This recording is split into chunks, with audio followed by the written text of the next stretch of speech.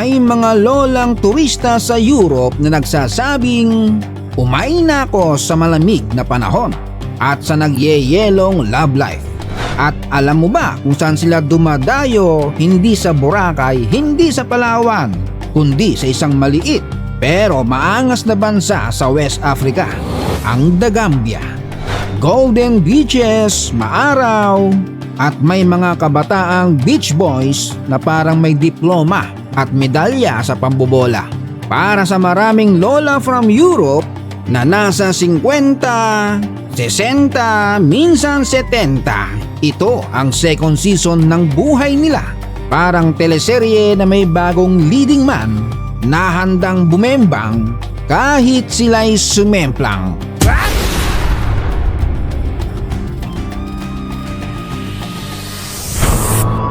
Ang The Gambia ang pinakamaliit na mainland country sa Africa na may populasyon lamang na 2.9 milyon. Isang manipis na piraso ng lupa na nakayakap sa Gambia River tapos napapalibutan halos ng Senegal. May laking humigit kumulang 11,295 square kilometers na mas malaki pa nga ang Palawan na may sukat na 14,650 square kilometers. Ang Banjul na kapital ng Gambia, kabilang na ang Serekunda, Kololi at Bijilo, ang ilan sa mga sikat na tourist spots at dito umiikot ang eksena. Noong 1970s hanggang 80s, medyo kapos ang ekonomiya dahil nakasandal lamang sila sa mani, isda at kalakalan sa ilog. Pero nagbago ang lahat nang may nakadiskubre. Dahil sa 6 na oras lamang mula sa London, may magandang klima, mura at may magagandang beach. Abay perfect pang winter escape. At boom! Dumagsa ang turista. Pero hindi lang pala sunscreen ang baon ng iba. May baon ding emotional baggage. At doon pumasok ang tinatawag nilang bumsters. Sa beaches ng Senegambia at Kololi, may grupo ng kabataang lalaki na tinatawag na bumsters. Originally, mga tambay na lumalapit sa turista para mag-guide, magbenta ng bracelet na gawa sa shell, at syempre makipagkwentutan. Pero habang tumatagal, abay nag-level up ang job description ng mga tukmol. Hindi na lang guide, naging dancer pa, naging tropa, hanggang naging jowa. From "Hi Madam, need guide" to "Hi my queen, you look 30. Kung sa UK tawag sa kanila ay cougar o sugar mommy, sa Gambia, normal Tuesday lang yan sa tabing dagat. So bakit sila nasa Gambia? At bakit sila nagkakaganito? Yan ang ating imamarites. Unang dahilan, loneliness. Marami sa kanila ay divorced, widowed o retired. Kung sa Europe, iba na ang tingin sa kanila. Abay pagdating sa Gambia, iba na alawi ang datingan nila. Walang judgment, walang nagsasabing umaayos sila. Sa Gambia may atensyon, may lambing, may tatawag sa kanilang beauty queen na di nauubo, at may hahawak ng kamay at wallet nila habang naglalakad sa beach. Pangalawa, budget-friendly kilig.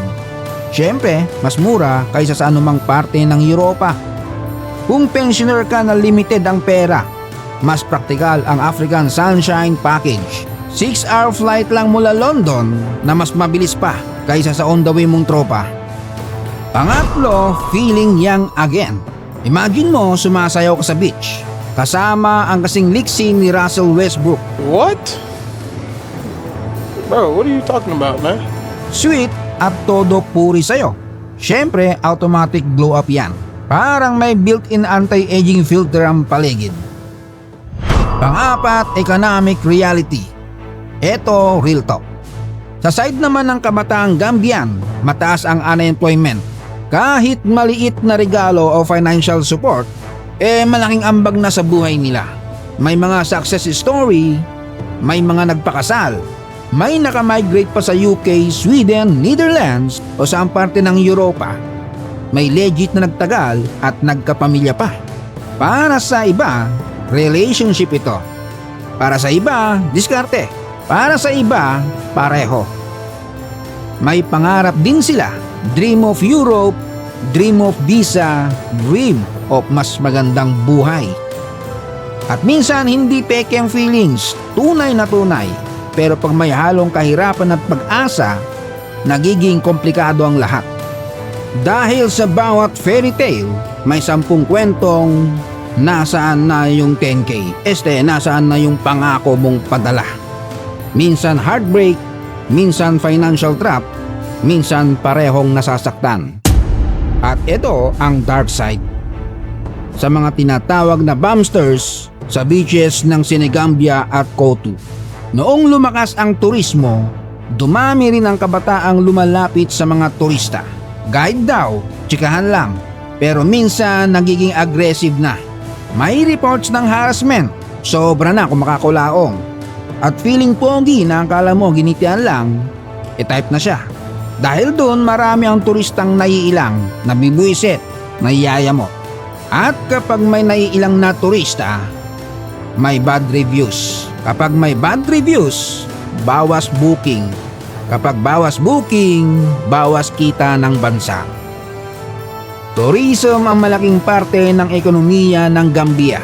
Kaya nung nagsimulang malabel ang bansa bilang hotspot ng sex tourism at cougar destination, medyo umingay ang international media. Siyempre ayaw ng gobyerno na masira ang imahe. Ayaw din nila matakot ang pamilya type tourist. Kaya yun, may police patrols na sa beach. May mga bumsters na dinadampot kapag sobra na ang pangungulit. Pero eto ang twist. Hindi rin nila kayang totally alisin ang bumsters dahil marami sa kanila ang legit na tambay na umaasa sa mga turista para mabuhay. Kaya ang nangyari, konting pitik lang ang ginawa ng gobyerno. Naghigpit pero hindi todo. May control pero hindi zero tolerance. Dahil nga naman tourism ang malaking parte ng GDP nila. Pag sobrang higpit, malamang sa alamang babagsak ang kita, lugi ang negosyo. Kaya parang open secret ang lahat. Alam ng lahat, pinag-uusapan pero hindi inaaksyonan. At ito ang mas malalim na realidad. Hindi lang ito tungkol sa lola hunting, ito ay kwento ng loneliness, poverty, colonial history, power imbalance, hope at minsan delusion.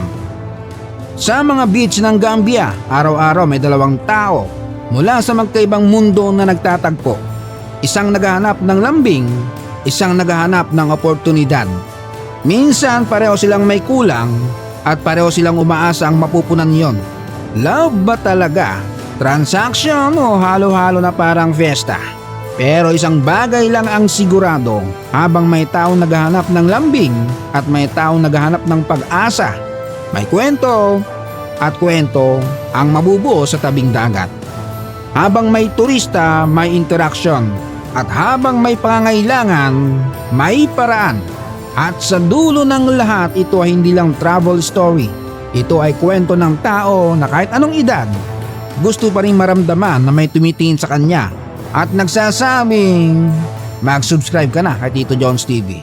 Shout out mananabat sa Panta family ng Florida Blanca, Pampanga, James Rowe National, Patrick Lozada from Iloilo City, kay Agustin.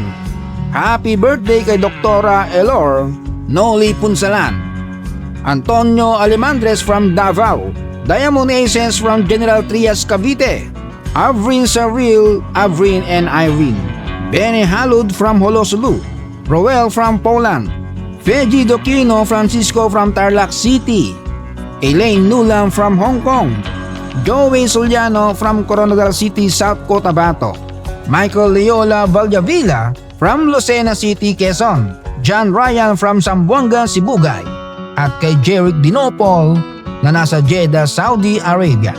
Salamat sa panonood, hanggang sa muli.